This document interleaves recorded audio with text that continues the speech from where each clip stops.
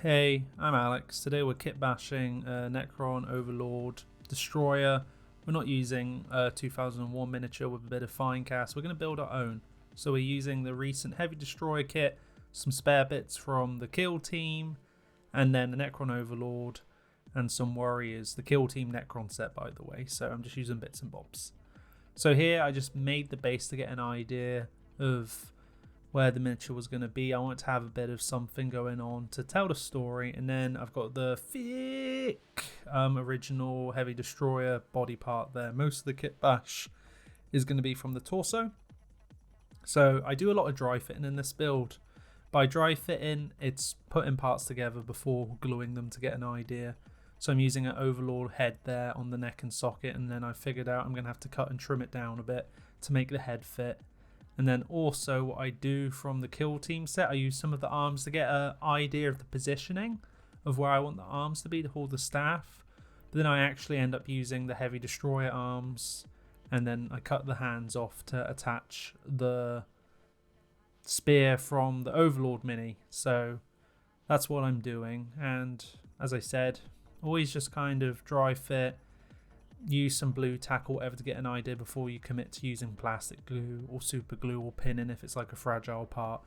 And here I am totally actually happy because I spent a lot of time making this miniature, and it's weird at first.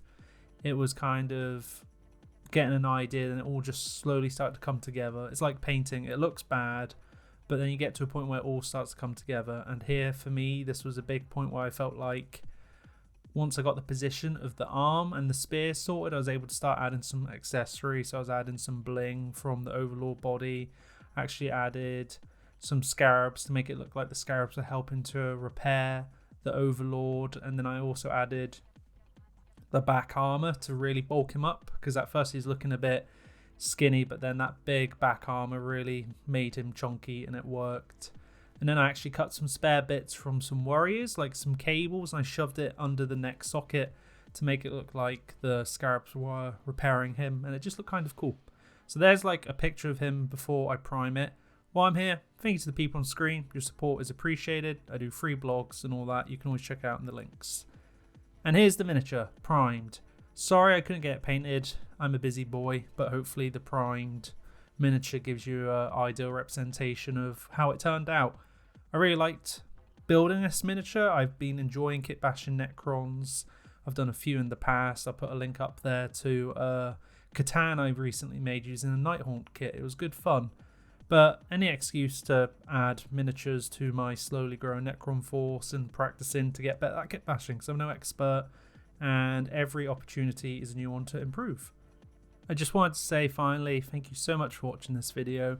If you dig it, a like, a subscription, a comment, a share, it means the world.